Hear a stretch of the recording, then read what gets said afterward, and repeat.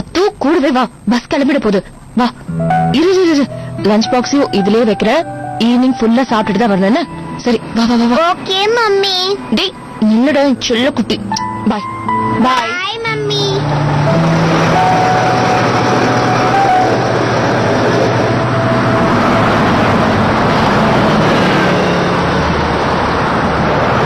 Meena madam,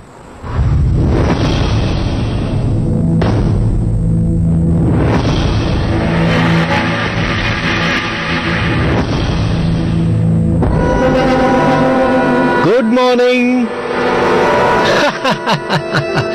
surprise ஆயிட்டீங்களா? ஒரு நிமிஷம், இத உங்களுக்காக தான் வாங்கினேன். இதாங்க. ஒன்னும் பிரச்சனை இல்ல.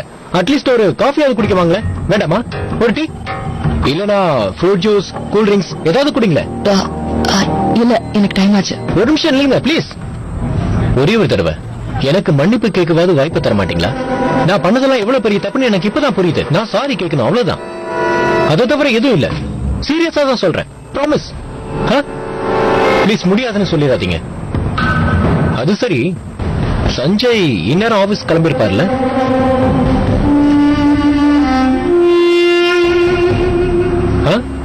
என்னால சஞ்சய் அண்ணாவோட வேலைக்கு எந்த பாதிப்பும் ஏற்படக்கூடாது. அப்போ காஃபி சாப்பிடலாம்ல?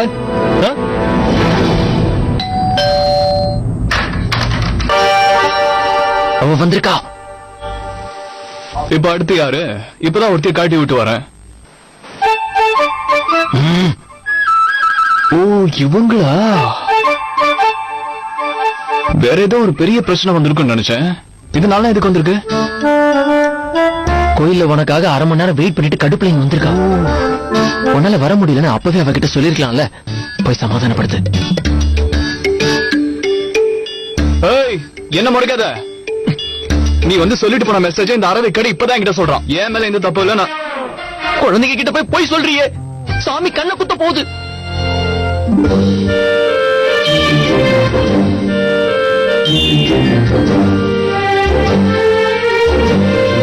சாரியா, தப்பு என்றுதான் நான் தான் சுத்தமா மறந்துட்டேன். சரி சொல்லு, என்ன மேட்ரு?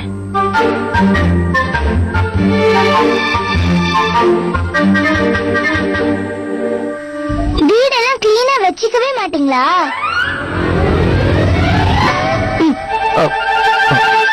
அசிங்கப்படுத்திட்டா. நான் கிளீன் பண்ணிட்டு தான் இருந்தேன். நீதான் லெமன் ஜூஸ் வேணும்னு கேட்ட, அதான் போட போயிட்டேன்.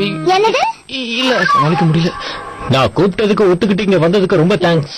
சீரியஸா நீங்க இவ்வளவு சீக்கிரம் இங்க வருவீங்கன்னு நான் எதிர்பார்க்கவே இல்லை.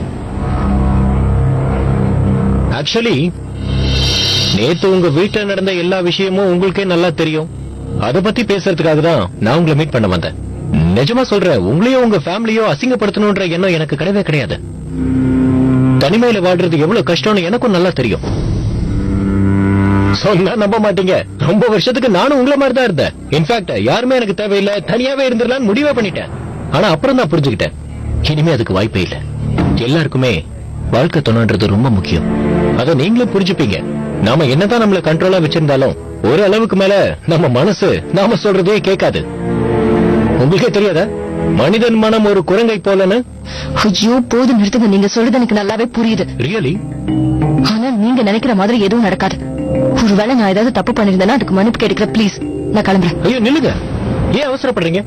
உங்களுக்கு எவ்வளவு லேட் ஆகுதுன்னு எனக்கு தெரியும். ஆனா காஃபியாவது குடிச்சிட்டு போலாமே ப்ளீஸ். அது கூட நானே பில் பே பண்ணிருவேன்ல. உங்க ஹஸ்பண்ட் இல்லாம 2 வருஷமா நீங்க எவ்வளவு கஷ்டப்படுறீங்கன்னு எனக்கும் புரியுது.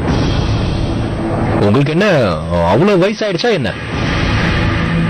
பாக்குறதுக்கு நீங்க எவ்வளவு அழகா இருக்கீங்க, அத நான் சொல்லணுமா? உங்க பிரச்சனை என்ன நான் கண்டுபிடிச்சிட்டேன். வாழ்க்கையில எல்லா விஷயத்தையும் ரொம்ப எமோஷனலா எடுத்துக்க கூடாது. அப்பதான் லைஃப்ல ஜாலியா இருக்க முடியும். நான் சொல்றது உங்களுக்கு புரியுது இல்ல? அதுவும் பொண்ணுங்க எவ்வளவு பாவம். லேடிஸ் தனியா வாழ்றது அவ்வளவு ஈஸி இல்ல. பிராக்டிகலா யோசிச்சு பாருங்க. அட்லீஸ்ட் உங்க குழந்தைங்களை பத்தியாவது யோசிச்சு பாத்தீங்களா? அதுவும் தனியா அப்படின்றதுக்குள்ள வளர்ந்துட்டா. ரொம்ப நல்ல பொண்ணு அவ. கொஞ்ச நாள் அவளும் பெரிய பொண்ணாயிடுவா. அவளுக்கு படிப்புக்கு தேவையான செலவு, அவளோட கல்யாண செலவு, பொண்ணை பெத்தா செலவு பண்ணிக்கிட்டே தான் இருக்கணும். உங்களுக்கு தேவையில்லைனாலும் குழந்தைங்களுக்கு அப்பாங்கிறவரு ரொம்ப முக்கியம். நான் ஒன்னும் அவசரப்பட்டு இந்த முடிவுக்கு வரல. உங்க குழந்தைங்களை பத்தியும் உங்களை பத்தியும் யோசிச்சு பார்த்தேன்.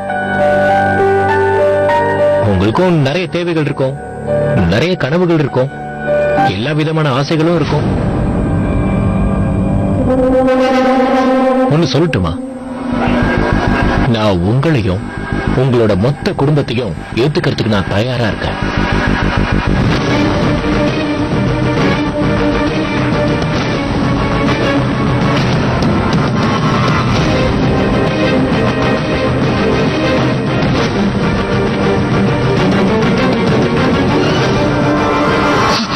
போதும், நிறுத்துங்க. நான் கூட உங்களை ரொம்ப நல்லவன் நினைச்சேன். ஆனா உங்களோட உண்மையான நேரம் தெரிஞ்சதுக்கு அப்புறம் நான் மட்டும் இல்ல, இந்த உலகத்துல இருக்கிற எந்த பொண்ணுமே உங்க கண்ணுல படக்கூடாதுன்னு வேண்டிக்கிறேன்.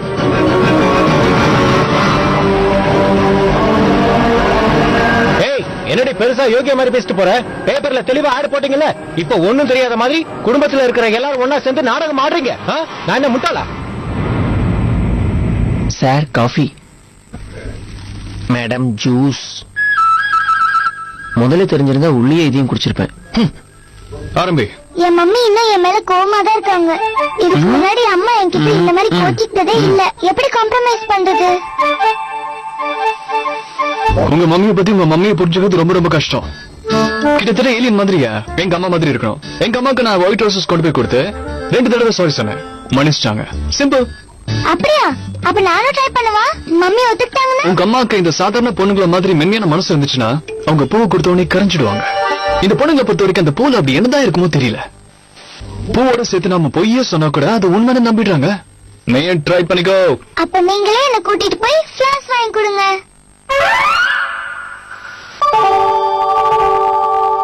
வெச்சா வெடி. உங்க அம்மாவோட கோவத்துக்கு நானும் ஒரு விதத்துல காரணம்னு சொல்றேன். அவங்க கோவத்தை குறைக்கிறதுக்கு நானும் உங்க கூட சேரணும்னு சொல்றேன். வா.